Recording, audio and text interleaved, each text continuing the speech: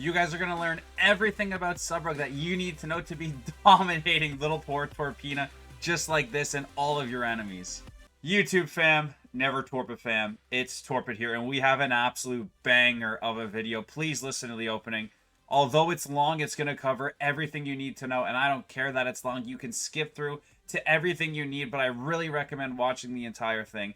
This wouldn't be possible without the whole reason we're making the video, Perturb. Perturb is the #1 rogue on the bracket, alongside his partner in crime, Riskful. They play double rogue, and they both named their characters rogue. So if you check the RBG ladder, they both named them rogue to create confusion on the other team when trying to target them. They bounce ideas off each other. They test everything. They make it happen live at the top of the RBG bracket and in arena as well. So huge shout out to Perturb. Huge shout out to Riskful. None of this would be possible without them. Thank you to Perturb for taking us through everything we need to know about Sub-Rogue.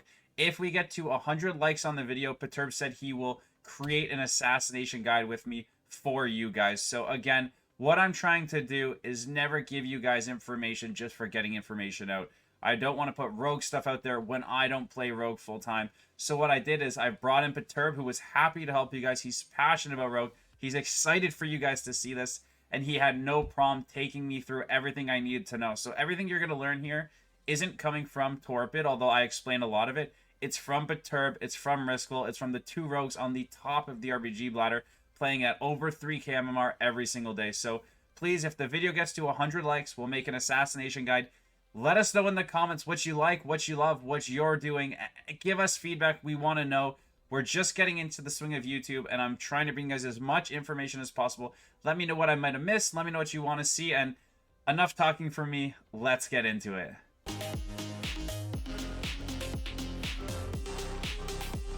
So for stat priority, we're going to be chasing mastery. We want to increase the damage done by our finishing moves as largely as we can, because our entire rotation already has crit built into it through talents you're going to see later in this video. So we want our abilities to hit as hard as possible. When Sub-Rogue hits, it's strategic, it's fast, you don't want to see it coming, so we're chasing mastery. So you're going to talk to Calderax and get every mastery conquest piece that you can from him, but some of his pieces are going to be haste and crit only. Now the conquest gear is 424, but if you talk to Milicia and you do the quests, the World PvP quest for Drakebreaker gear, what you can do is get 421 PvPI level, so 3 levels below the conquest gear. And what the other guy has in haste and crit, Milicia is going to have mastery. So you're going to look to get all of the conquest pieces of mastery and then all the Drakebreaker pieces in mastery. And then you're going to look to get your main hand weapon from the conquest vendor, the Crimson Gladiator's Dagger. We want to prioritize the priority stat and the weapon damage here. And then your offhand is going to be the Drakebreaker's Shiv. So again, on your way to getting all of this gear, it's going to take a little bit of time. The Conquest has a catch-up system. The World PvP does not. The second stat you can prioritize when you can't get a piece of mastery gear is crit, but we're looking to have all mastery gear when we are fully geared. Okay guys, so the whole point of Torpid's videos are to tell you in Torpid terms the easiest information and to help you understand it. Enchants, you can see if you go to his Armory, which will be posted in the description in the top comment. You can see all of his enchants. Now, they're based around speed and mastery, but I wanted to make it as foolproof as possible.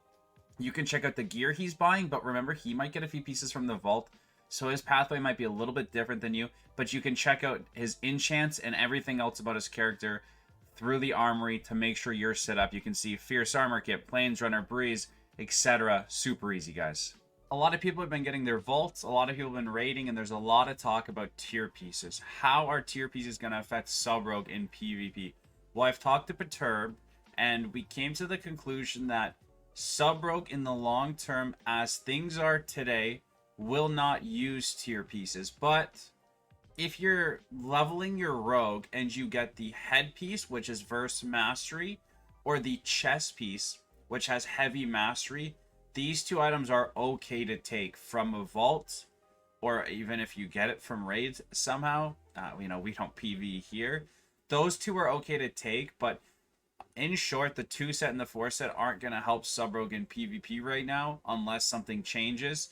So don't worry about your tier pieces. If your friends are ahead in tier and you play Sub-Rogue, You don't need them. It's fine. But there is the options to get those two if they appear in the vault, and they are your best choices. Before we do anything, so it's easier for you guys to follow along if you have a second monitor, if you want to make sure that you have this set up, go ahead and import these talents. Don't copy them here. Below will be an import link so that you can copy the code. You can open it up here and go to import, paste the code that's in the description or the top comment of the video, give it the loader name Perturb, and go ahead and import this data and get your talents ready. All right, guys, really exciting stuff, but it's important that to understand the rest of the video, you have the basic knowledge of Rogue. So anybody who's playing it for the first time, I really recommend, and I almost say it's mandatory to watch this, get a proper understanding, watch the beginner guide that I'm about to take you through.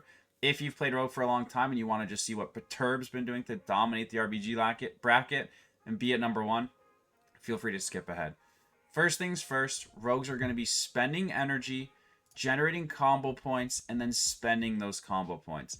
Rogue's kit is purely based around being invisible. It's the whole point of the class is it can go invisible in a PvP game, which is so much fun.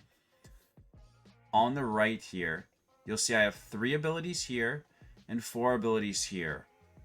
These 3 abilities generate your combo points. These 4 abilities spend your combo points. What does that mean? If you notice here, if I press backstab underneath the PvP training dummy, I'm going to get these little red dots. And these red dots are my combo points. This is how I display them. Once I generate the combo points, then I'll click an ability over here and you'll see they vanish and an effect will happen. So let's walk through what everything does. Backstab can be used in stealth and out of stealth. Then it'll generate a combo point and do some okay damage. But backstab, and you'll hear about this more later on, is used, but pretty rarely, I would say, or sometimes. It's really more of a filler than it is an impactful ability for Rogue. There's one application where it shines pretty strong, but for the most part, we're not going to be using backstab. Your other 2 generators require stealth to be used. So you'll see right here when I press stealth, Shadow Strike, which does big damage and generates combo points, and Cheap Shot, which stuns the target and generates combo points, or 1 combo point I should say, can only be used when in stealth. So you'll see when I walk up to this training dummy, I can hit Cheap Shot, and then if I walk away from the training dummy and get back out of combat and I walk out to I'm not in stealth, I can't hit Cheap Shot. So before I talk about the spenders, I want to talk about how you activate these 2 generators, because you're not going to want to use backstab to generate combo points. You're going to want to use Shadow Strike and Cheap Shot, and that's through your ability here, Shadow Dance. Shadow Dance is an ability that you're going to use. The video is built around a couple of abilities, and Shadow Dance is one of those abilities. When you press Shadow Dance, your character can behave as if it was in stealth. So when I press Shadow Dance here, Shadow Strike and Cheap Shot both light up and are now usable. And that's how we're going to avoid using backstab, because we're going to pair it with Shadow Dances and some other utility you'll see later. And that's going to allow us to always use Shadow Strike, which is just a far superior backstab. And then, of course, we have our CC and Cheap Shot. So you guys understand 3 combo generators that cross energy. The best 2 are used when in stealth or when paired with Shadow Dance. And then you have 4 spenders. So quickly talking about the 4 spenders, so you have my combo points here. Eviscerate will consume these red combo points and do damage. This is going to be the primary use of your spending. We're going to teach you how to generate the combo points, what other buttons to use, and then you're going to be using Eviscerate alongside that. And basically all you need to know, spends combo points. The more combo points, the more damage you're going to do. You can see right here, I got my combo points back. Kidney Shot is another type of CC. So another great use of your combo points when they're not on a stun DR, when you want to stun an opponent and go for that kill. The next thing you should know is that there is a Rupture and a Slice and Dice, but here's where it gets important. I'm going to move these 2 down because these 2, on top of some other abilities we're going to talk about later, are your primary 2 spenders. These 2, you're going to notice that Slice and Dice we're going to get for free from a talent. And the only other time we're going to use Slice and Dice is when our combo points are about to fall off because we're running away from somebody. And when you drop combat, you lose your combo points. So right here, I'd press Slice and Dice, and I have Slice and Dice for 50 seconds, and I didn't waste those combo points. That's the only time we're going to use Slice and Dice. You do not use it in the heat of battle as sub.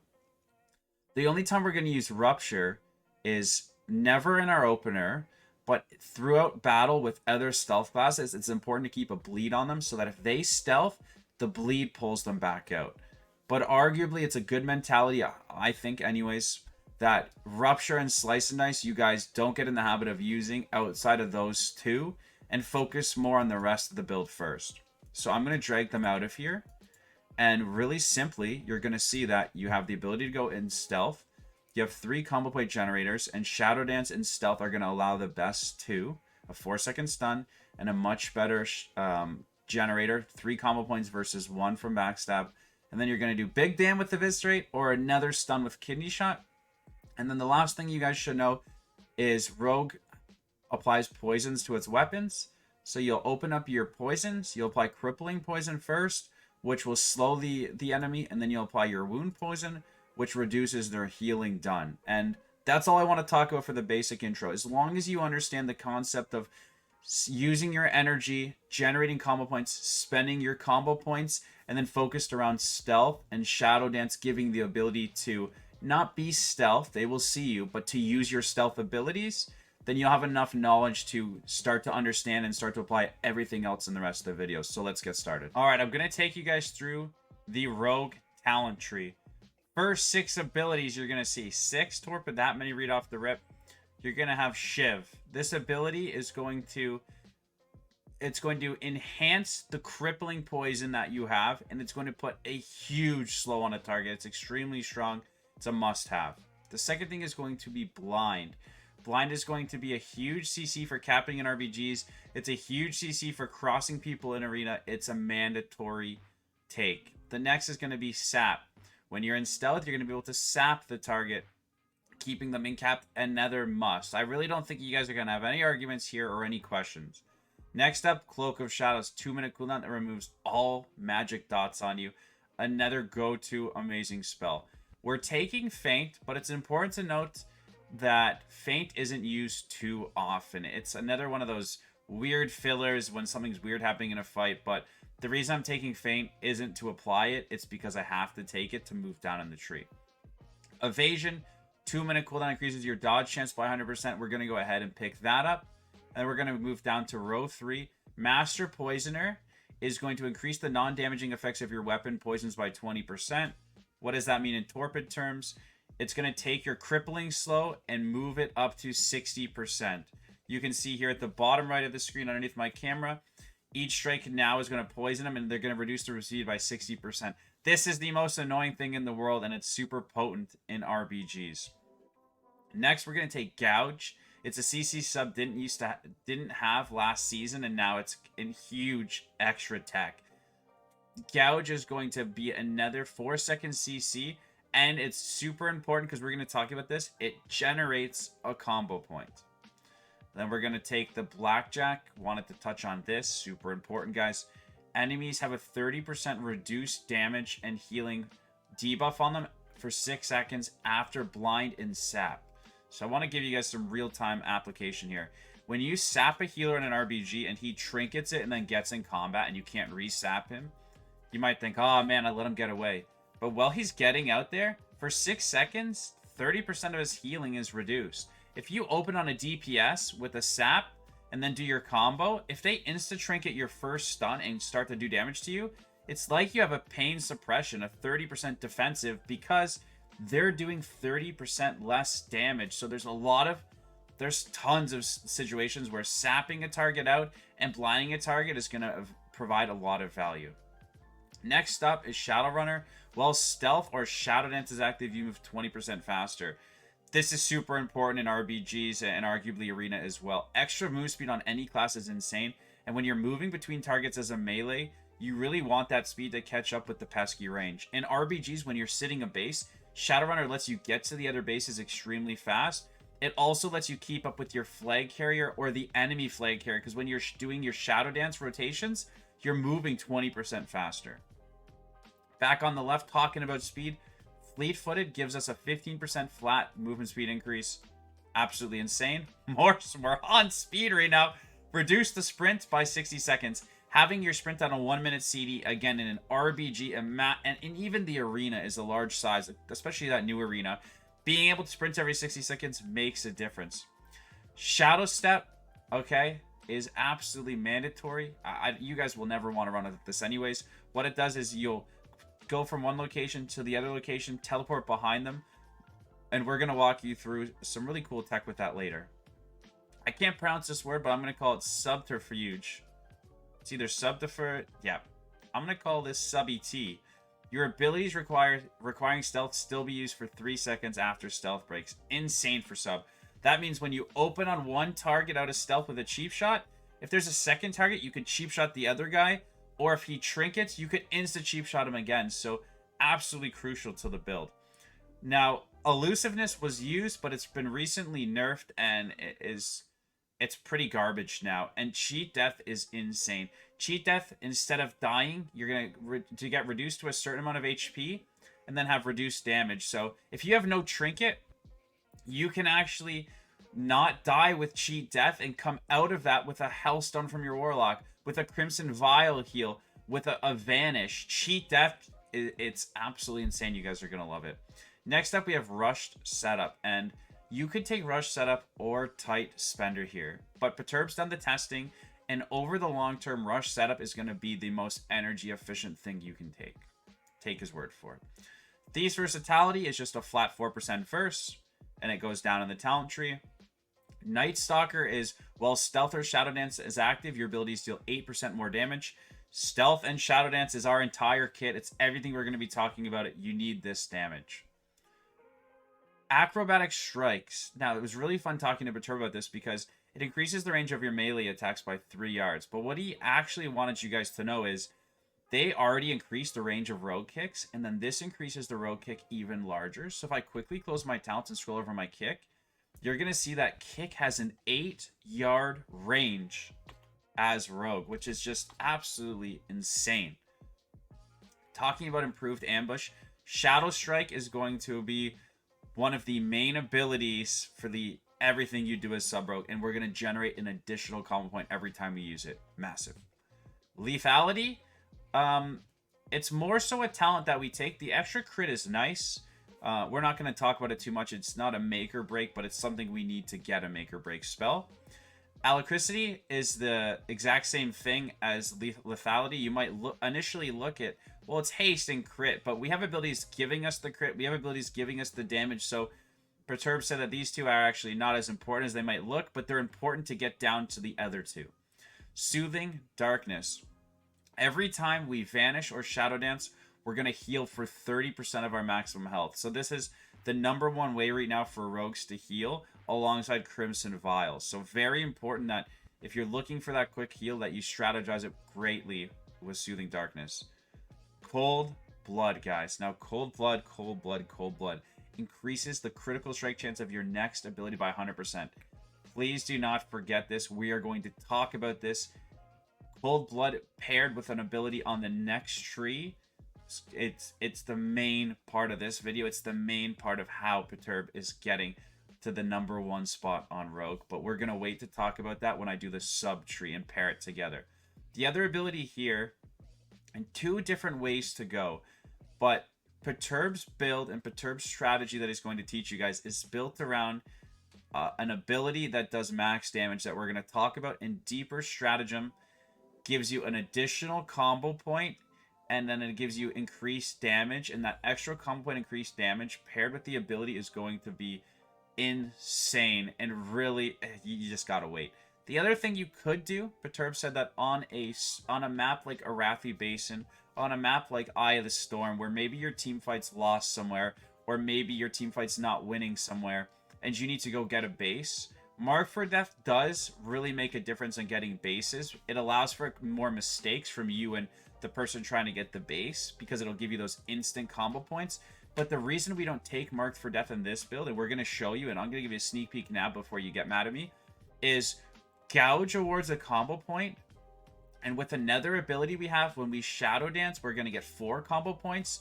So what you can do is gouge somebody, into a Shadow Dance, and you can get 5 free combo points just like Mark for Death without losing Deeper Stratagem. So didn't want to talk about that here, but want to make sure you guys know what we're talking about. We're going to get to that. Find Weakness. Your stealth abilities reveal a flaw in your target's defenses, causing all your attacks to bypass 30% of their armor.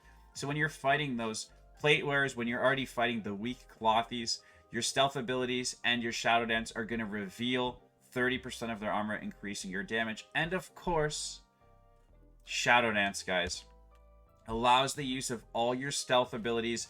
We're going to pair it with other talents. Shadow Dance is going to be the main part of everything Perturb's going to show you today. So you need Shadow Dance. It's so insane. Every time I lose a base, it's because a rogue Shadow Dances me, and doesn't have to be in stealth to use their stealth abilities. So really excited to show you guys this, breaking down the rogue tree. Now I'm going to talk about the sub tree on the right and pair that with the rogue tree, and then we're going to break everything down for you. All right, guys, let's go through the sub rogue talent tree, everything we got, and then we're going to show it to you in action. First up, improve backstab. You're going to want to take this to move down the talent tree, but it's not that crucial.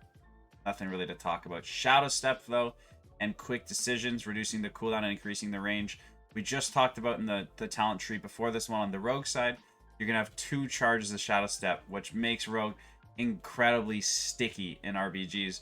When the Demon Hunter leaps away, Shadow Step. You get pulled back by the DK, Shadow Step back it. Shadow Step has all sorts of utility to your teammates, to the enemies. It's a must-have.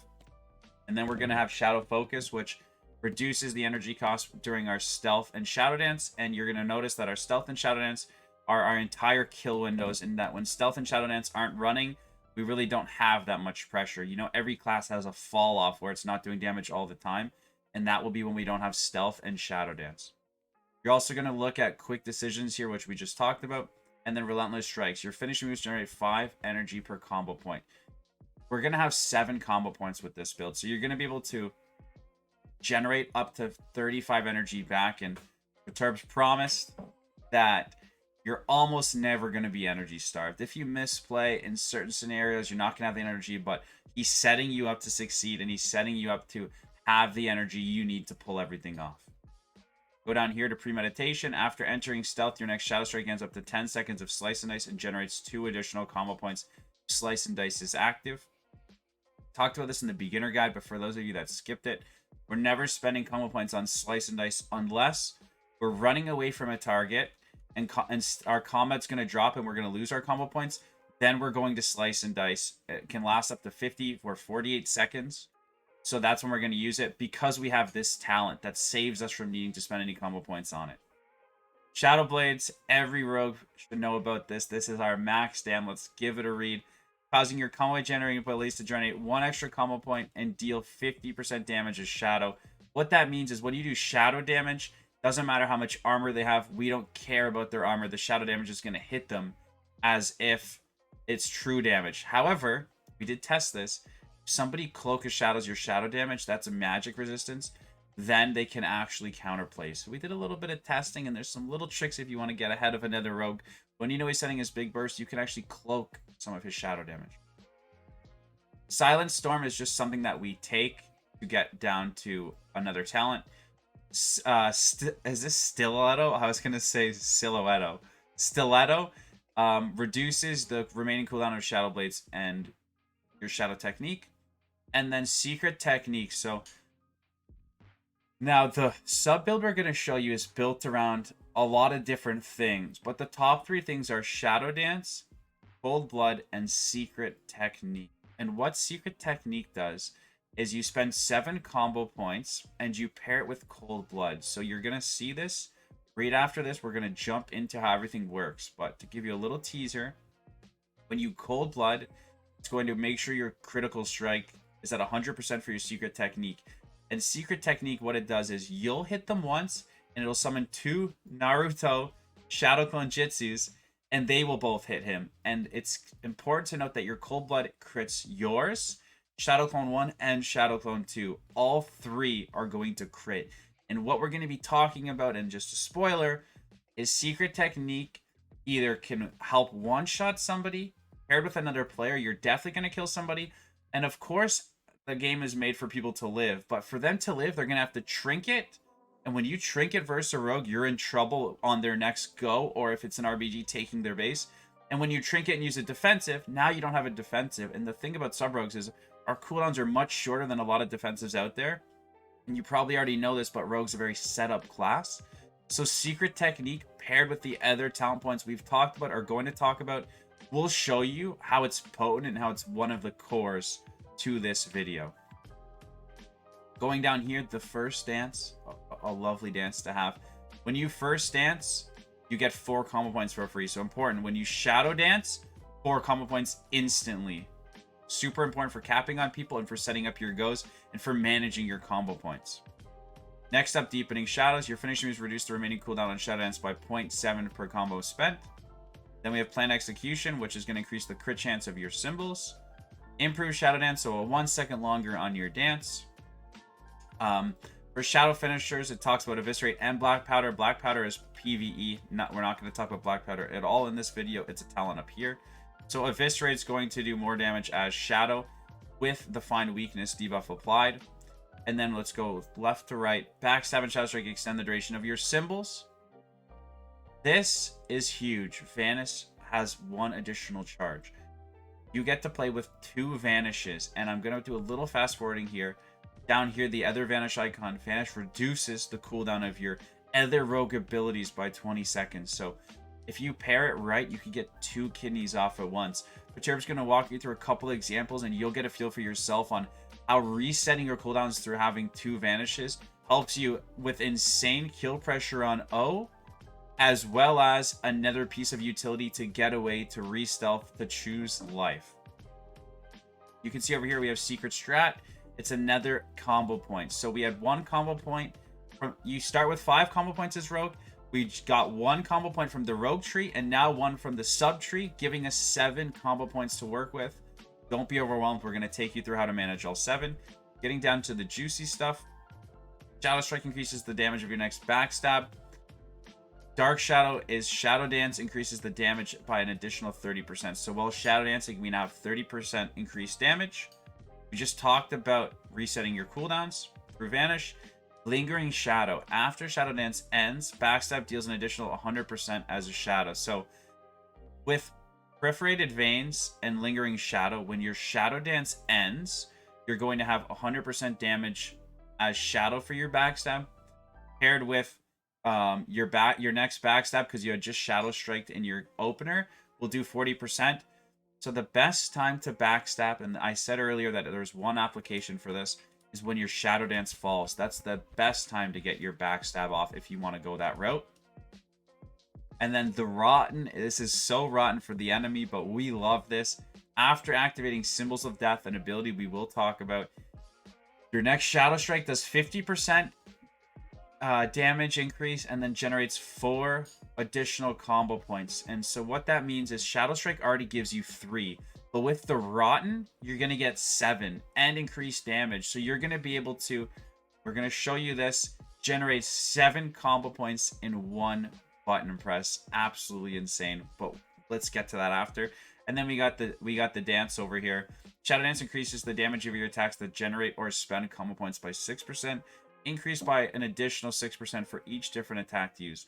What this means is when you use Shadow Dance and you use your different abilities, which we will show you, you can get over 20% increased damage on your goes. So this talent tree is what Perturb's using in RBGs, because what it allows you to do from the rogue side and the sub side of this talent tree is to put out a lot of pressure to kill somebody or force their cooldowns. And in a rated battleground, as you know, and in an arena, there's an objective to be had. In the rated battleground, if somebody trinkets, you could now CC them and take their base. In the arena, when somebody trinkets, they now become the juicy kill target. So let's get into how everything's working. I've explained the talent trees. We've gone through the beginner guide, and now we're going to get into really the meat and the exciting stuff of the video. Okay, so the PvP talents are pretty straightforward. You're going to run Dismantle, Smoke Bomb, and Shadowy Duel. Shadowy Duel is going to take your opponent into a 1v1 situation into the duel. Smoke Bomb is going to plant a smoke bomb over top of somebody so that they can't receive heals or that they can't use any abilities out of it. And Dismantle is another fancy word for disarm, to disarm the opponent. on a flag carrier map, it's important to note this is when we would change these talents. If you're defending your flag carrier, you're going to swap Smoke Bomb out for Silhouette. Silhouette is a PvP talent that reduces the cooldown of your Shadow Step by almost 70% when you use it on a friendly ally. So when your Demon Hunter tank in today's meta, or your Guardian Druid, or whatever tank you have gets ahead of you, instead of jumping to an enemy, you jump to your ally, and that almost saves your step. It's almost 70% faster coming back up on the CD. And on offense, you can swap with the Dismantle because you want the Smoke Bomb to land a kill on the EFC for Silhouette, so that when your teammates get ahead of you, or if you're getting knocked off the second floor of Warsong or Twin Peaks, you can Silhouette back up to them. And then if the enemy starts kiting, your steps pretty much back up off cooldown because we have 2 charges, and it lets you be sticky. So PvP talents, a lot more straightforward. I'd recommend just starting with these 3. I have the most fun with them. And then working Silhouette for your flag carrier maps. The rest of these aren't in today's current use. You can mess around with them and have some fun, of course. But I'm not going to talk about them because they don't bring the same impact as the other ones right now. Alright, Perturb's going to now walk us through how this build looks in action. But before he does, I want you guys to get in the right frame of mind. The first thing he's going to show you is the one shot when he catches somebody by surprise. And Rogue is truly able to do that, and he's truly looking for those moments. So he's not looking to open on a Druid in bear form. He's not looking to open on a Paladin with Rep Bubble. What he's doing is targeting somebody to attack them when they're at their weakest and finish them off and make an impact. So what you're going to see is the one shot from the perspective of catching my Druid in cat form while I'm doing DPS. And then I'm going to show you what it looks like when he opens on my cat form and I pop Barkskin, a defensive wall. So the first one, he's going to be able to kill me quite quickly. The second one, I'm going to use my defensives, and you'll see the continued rotation for when somebody does pop a defensive, how you keep going.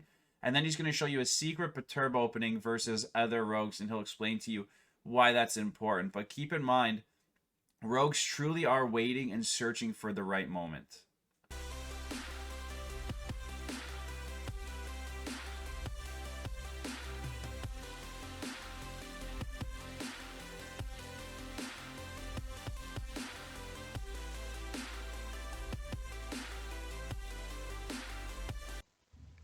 Hey guys, this is Perturb, and I'm going to walk you through my opener to one-shot someone. So I start off with Shadow Blades, because it doesn't bring you out of stealth. Then I gouge for 1 combo point into Shadow Dance, which gives me 4 combo points from the first dance talent. After that, I can get off a 5-point kidney shot. Then I macro my badge and symbols together, and Shadow Strike for a guaranteed 7 combo points due to the Rotten talent. From there, I Cold Blood Secret Tag with 4 stacks of Dance, and to finish the kill, I Shadow Strike with 1 last Evis.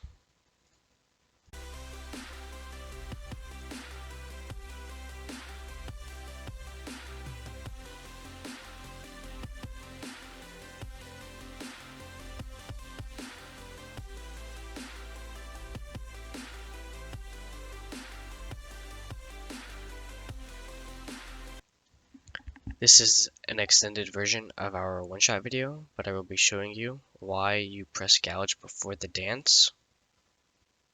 And that's because you run out of time right when the kidney shot falls.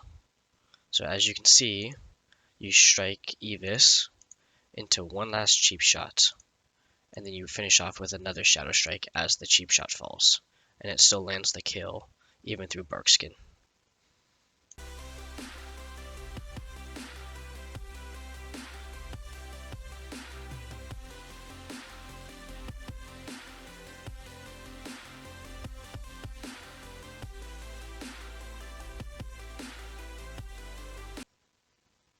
So this video is going to be the same as our one-shot video, but this would be against rogues.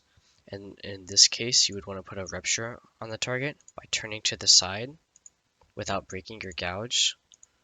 The only reason why you're doing this is because you're expecting him to trinket, and then you would just pull him back out of stealth when he vanishes, but everything else will play out the same.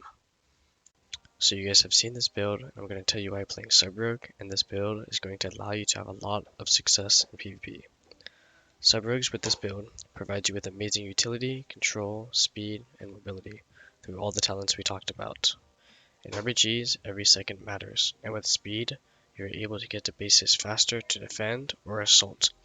And on FC maps, you're able to stay on top of the FC better, whether it's the enemy or your own.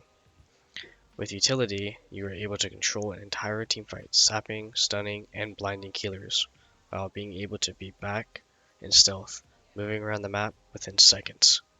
And finally, with ability to one-shot people, you are able to win games on your own by taking out FCs by yourself or forcing trinkets that lead to bases taken all by yourself. No matter what, pressure will set you up for success. So there's 3 macros that we want you guys to have. They're going to look like this: sap macro, secret tech macro, and your symbols of death macros. And I'm going to walk you through them, and then I'm going to show you the sap macro in action. The first one is your symbols macro. And this is just combining symbols of death with your badge. And with the show tooltip symbols, you'll know when your symbols is up. Anytime you're going to want a symbols, you're going to want to pair it with badge. The rogue opener actually has quite a few buttons because a couple of them are off the global cooldown. But when we open as rogue, we don't always want to use shadow blades because sometimes you know you're going to kill someone with the help of your teammate anyways, and you want to save your 2 minutes. So although shadow blades is off the global, and Perturbs walked you through this, he doesn't keybind this because he wants to use this when he wants to use this. But anytime you use symbols, you're going to want a badge. And anytime you use secret technique, our other macro, you want to put cold blood first. You can accidentally use cold blood on a different ability, and it's going to mess everything up because it is crucial, as we talked about, to cold blood and then secret technique so that all 3, yours and your Naruto Shadow Jutsu clones, all crit at once. So symbols and secret tech you guys are going to be able to understand quite easily. But the sap macro, what is that? The sap macro allows you to target people when you walk by them. You ever walk by a stealthy and hear them, but you weren't fast enough at trying to target them because you only saw them for a glimpse? The basic knowledge for rogues that everybody should know is with the sap macro, and when you mirror another rogue or a stealthy in arena and you don't want to be the first open, what you're doing is spamming 1 button on your sap macro so you can move around. So I have it on my 3, and I'm able to press 3 and move around. And what that does is as soon as I find a stealthy, so if I'm searching like this, you'll probably hear my keyboard. As soon as I find a stealthy, it instantly saps them with the macro with 1 button, making it extremely easy and allowing you to get them out and then have the best opener possible, or let your teammates jump in. So these are the 3 macros. They'll be in the description. They're absolutely going to help you. Outside of that, Perturb and myself, we're pressing all of our other buttons individually as we need to, I guess I could say. All right, everybody asked for live footage. We've got it for you, and I'm going to be explaining everything that's happening so that you guys can keep up, because there is a lot of thought behind every opener, every base attack, every arena, every RBG, everything you're going to see. Super exciting. I'm going to take you through it. Perturb's team covers MT, and now it's Perturb getting the ghosted base. That's what happens here at the beginning. But what I want to show you guys is Sub-Rogue and how it defends the base. So the enemy DH eyes this. Perturb's going to open and go for the one-shot because he doesn't have Trinket. You can see down here, it's on cooldown. The one-shot, boom, he's dead. That eliminates a true threat. The other DH shows up. Perturb actually just has the stealth already, puts them into a sap. And now there's a small army of people headed Perturb's way. And a lot of classes would fold here. But the real strength of Sub-Rogue is that even when they send a small army, you have the cool... He blinds the DH on his eyes, saps the priest, is communicating his team that he needs help, saps the DH again, resaps the priest here, and not only did he get the ghosted base, he killed the first DH to come, and then he has enough tools in the kit to defend the base until his team gets here, leading to a 3-cap. You can actually see in this game that at the very top, they were down over looks about 1 flag cap, and he's able to check the ghosted base on Rogue because they don't know where he is, secure the base, kill the first DH that comes, and then spin versus the small army until his team's allowed to get there. So right here you can see Sub-Rogue absolutely popping off. Okay guys, this cap is insane, and there's a lot of teamwork to be had here. We start off with Perturb looking for the Demon Hunter. The Demon Hunter was shadow melded right here. They had no way of knowing that. What happens is the Demon Hunter is able to force the Trinket of the Dragon Healer and start spinning. So what I want to show you guys is not getting a base right away can still be manageable, especially by the best players. And I talked about it at the beginning of the video.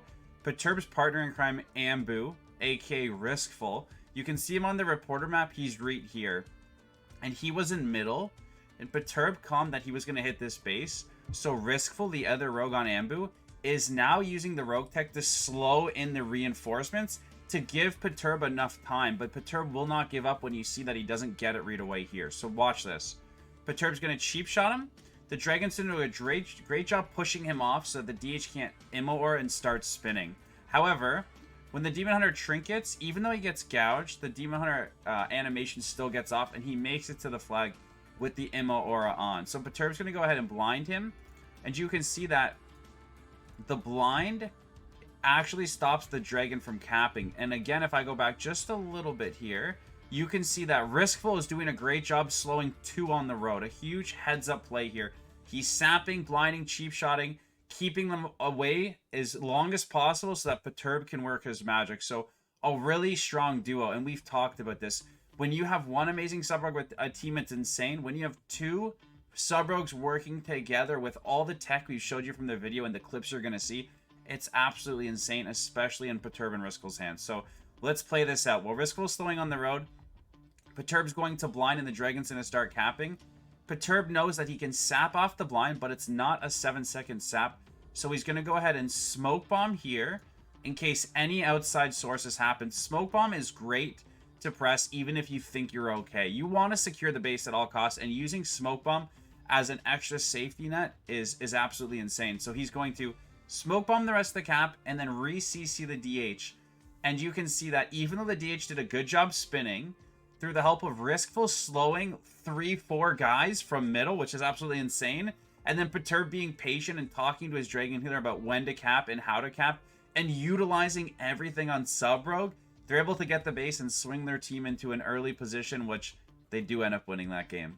Okay, I love this clip. It's similar to the one with the DH tank where the enemy team gets the spin-off. Happens to be at the same node, the Felreaver runes, but this time against a Prot Warrior. And a lot of you might be thinking, oh, Prot Warrior, what a joke. But this team actually plays Prot Warrior pretty well. And let me walk you through what happens. Perturb's calming to his Demon Hunter start capping, and he's going to CC the Warrior. What the Warrior's going to do is trinket and throw... I don't honestly know what this Warrior ability is, but he's going to throw a spinning weapon on the ground so that even though we got re-CC'd after trinketing, his weapon's going to continue to CC. So again, let's watch what Perturb does to make this cap happen. He's watching for that to end, waiting for the blind, and he's going to go ahead and... I thought he was going to sap. Doesn't look like he's going to sap. Instead, because what he knows that warriors have a way to get out of sap, he lets him leap over to the flag and get the spin off again. So still patiently waiting. Another player on the way in, but he's formulating. You ever seen Alan from The Hangover? Numbers are coming down. He's formulating how he can get the cap, and he's being patient. I think being patient is the hardest thing for humans in general. Watch how it pays off. The Warrior's now gone through all of his spins. He's going to sap the healer coming in. The Warrior's actually going to allow him to Shadow Step up, but if not, he would have Shadow Stepped to his teammate. He's telling his Demon Hunter in comms to start capping because he knows he can get it. 6-second kidney onto the Warrior who has no trinket. Smoke bombs so that the Dragon Healer can't spin. And just a little CC out on the Warrior here. Right as the kidney's about to fall, a little cheap shot. Dragon can't spin because there's a smoke bomb. And again, if you're persistent, if you're well practiced, you're going to be able to get bases even when another team does a good job spinning, especially with the kit we've set you up with. Okay guys, I've talked through these and I'm going to talk through the rest of the videos, but this one, another Perturb and Riskful special, taking away the base at MT. I want you to take what you've learned about Rogue from this, what you've already heard me say in the previous EOTS clips, and then you can go ahead and see what else we're going to talk about and then come back. But I want you guys to use your imagination, watch this one in real time without my voice of Perturb and Riskful taking the base, and try to take what you've learned to see what's happening, right? I want you guys being like, oh, I understood what he did here and here without hearing it from me. So for this video, I'm taking away my webcam and watch the magic happen, guys.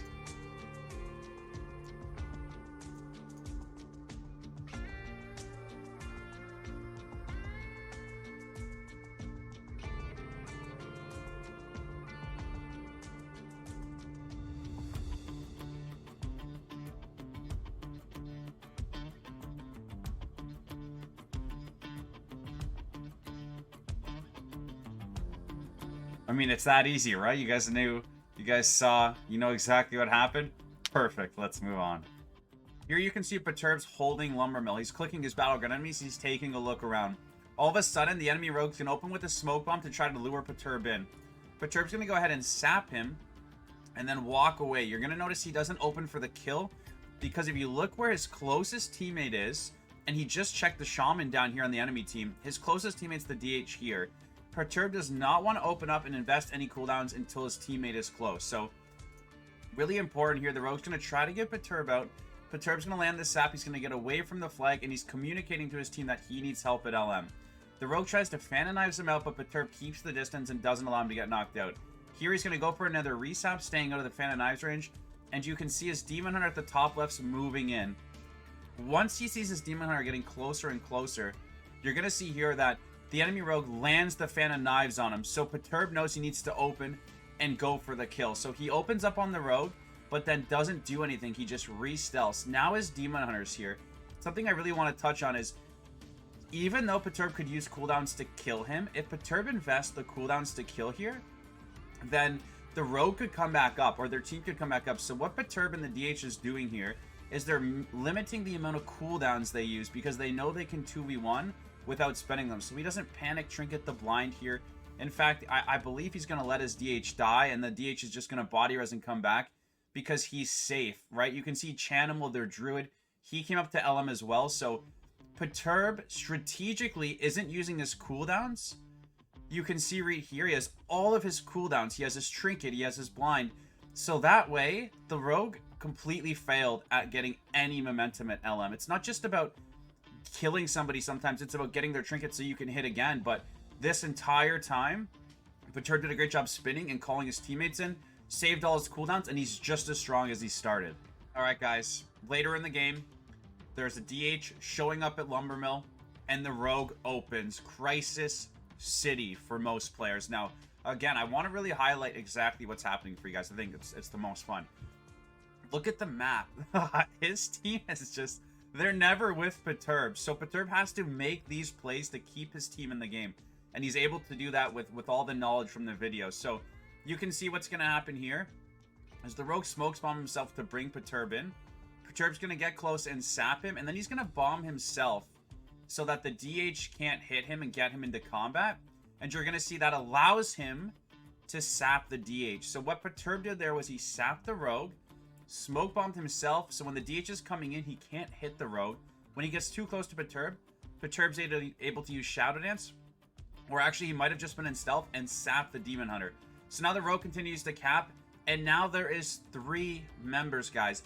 2 Demon Hunters, a rogue, and look at the closest. He has a, what is this guy? He has a Mistweaver and a Mage on the way, as well as one of his Demon Hunters, but he has 3 at LM. So let's walk through how he manages this. Next thing he does is he blinds the rogue here.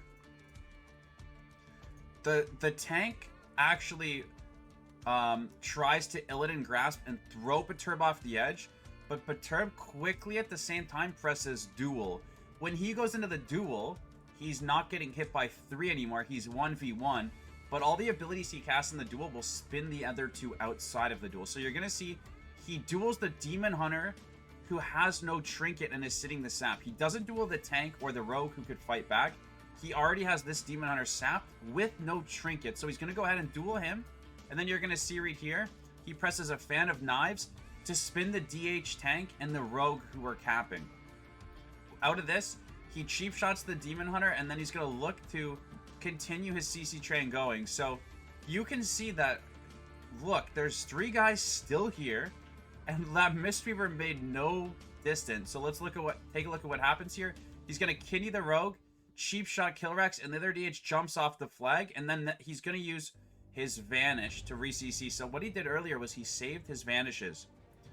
After this, I have no idea where the enemy DH tank went. Maybe he's or the other DH, maybe they're going to slow on the road. But right after he double stuns and gets the re-stealth, he's bought enough time that they're off of sap DR. So he's able to re-sap them and just keep the cycle going, keeping calm, collected, rotate his saps, then get away. Finally, his rogue ghost in stables and came up to LM. That Mistweaver we're talking about makes it here.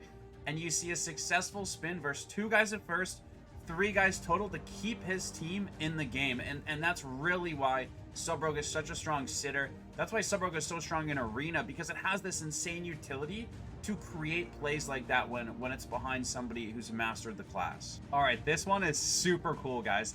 This is an insane heads-up play, again made by Perturb and Riskful. Watch what happens.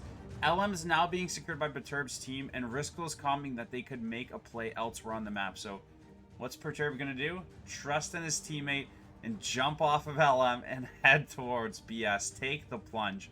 He's on his way middle. Somehow Riskful dodges the DHIs there like an absolute beast. Riskful comes to the end to give Perturb a step up, and then they go to work. There's two enemies here, and what they're going to do is Riskful's going to sap the first one, and then he's going to bomb himself and start capping. The Dragon's going to do a pretty good job trinketing here and leaping into the bomb to spin. He spins Riskful here. What Perturb's going to do is blind the Dragon, and now, and this is super important, you guys know this because Perturb knows this, he doesn't care about the Dragon. Dragons don't have a way to spin once they're blinded. Not many classes do. And so he's not going to be a factor. So what Perturb's going to do is take advantage of his utility to make sure Riskful gets the cap by CCing the Demon Hunter. So he lurks in the shadows and he's waiting for the Demon Hunter to trinket. Demon Hunter trinkets, but Perturb goes ahead and hits him with the shadowy duel.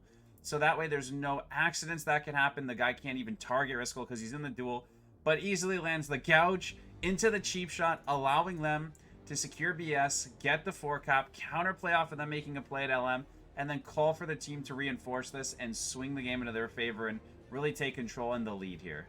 Headed down to the mines alone versus 2 Demon Hunters. Surely 2 Demon Hunters can beat 1 Rogue, right? Well, maybe if it wasn't Perturb. Perturb's on his way down. He sees 2 Demon Hunters. He sees 1 half HP. He's going to go ahead and open up here. And what is important to notice, a lot of Rogues might not invest their cooldowns here because they see him at half health. But landing this kill and going from there is super important. So Perturb's going to use the secret tech. He's going to secure the kill. The Darkness comes out a little late from the other Demon Hunter. The other important thing to know is he loots the body so that this Demon Hunter can't come down in body rest. So now he's into a 1v1 situation. Now where Perturb is deadly is near the flag, and the enemy DH knows that. So you can see Perturb waddling his way over to the flag because that's where Perturb wants to play. The Demon Hunter is going to make the option here to pre-blur, put his defensive up, and try to go all in on Perturb and kill Perturb here. He knows being near this flag isn't good if he can't kill Perturb, so he gets him low, and you're going to see the Demon Hunter looks to leap away. Now, this is what Perturb talked about. The Demon Hunter has the choices of death here or trinketing and then being CC'd, right? So if Perturb wasn't so known for doing, like, let me make this clear. This is super important. If the Demon Hunter didn't think Perturb could kill him, he wouldn't trinket. But the Demon Hunter thinks that Perturb, based on the fact that Subrogue is doing this, can kill him. So this is why the build is so strong, because if Perturb doesn't kill here, he doesn't force trinket, and what's about to happen doesn't work. But he puts him in. The DH here is going to go ahead and trinket, sap. Perturb's going to trinket the DH's in cap, blind him, and start capping the base before the Demon Hunter, the other Demon Hunter, is able to res, and before this guy gets out of the blind. And then Perturb's calming this to his team. He gets a beautiful sap off, and his Demon Hunter is here. So just like that, Perturb goes down to the mines alone and caps on 2 Demon Hunters. And again, this is like 2,500 MMR. This isn't something me and Perturb set up in a random battleground. You're more than welcome to go search up the players he's playing against. These are great players. Perturb's just built different. All right, guys. Although Perturb loves rated battlegrounds, and so do I, if I'm being honest. I think rated battlegrounds have so much potential, and there's so much fun with friends. We wanted to show you that this build is still a very strong core to Rogue, and that this stuff works great in Arena. Okay, so I believe a lot of the Rogues are using similar kits to this in Arena anyways, the secret tech. I've seen it on a lot of other streamers. So we wanted to walk you through some Arena gameplay, and I'm going to let this one play out for the entirety of it. Me and Perturb, Torpina and Perturb's Rogue queue into this. I'm going to go ahead and solo the DK so that he can show you guys exactly what it looks like when he gets into a 1v1 situation. So I'm over there worried about the DK, but let's not worry about me. He's going to sap the Demon Hunter, and then he's going to be broken out of stealth because the Demon's Immora. So he's going to go for a re-stealth here. The Demon Hunter doesn't want to trinket the sap, and he's going to get the re-stealth. He's letting me 1v1, and then he's going to blind the Demon Hunter. The Demon Hunter finally is going to get impatient. He's going to trinket the blind late. And now watch what happens when a Demon Hunter goes up against this build without trinket. Perturb's going to gouge, and then he's going to kidney, and you're going to see that there's nothing that the Demon Hunter can do. And I happen to kill the DK too. But what I want to show you guys is when the rogue picks somebody out in arena without a trinket, especially when you run with a comp like a mage that cross CCs, this build allows you to just win the game.